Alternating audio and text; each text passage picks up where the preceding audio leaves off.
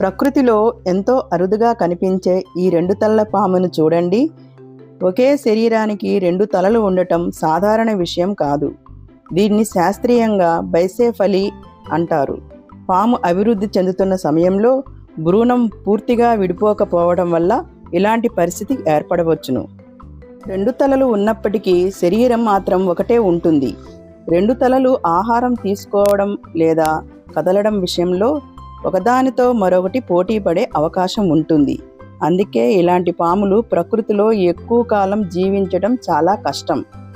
ప్రకృతి మనకు ఎప్పటికప్పుడు ఎన్నో అద్భుతాలను చూపిస్తుంది. ఇలాంటి అరుదైన జీవజాలాన్ని మరింత దగ్గరగా చూడాలంటే మా నాగ్ నేచర్ సబ్ ఛానల్లో ఉన్న లాంగ్ వీడియోను తప్పకుండా చూడండి.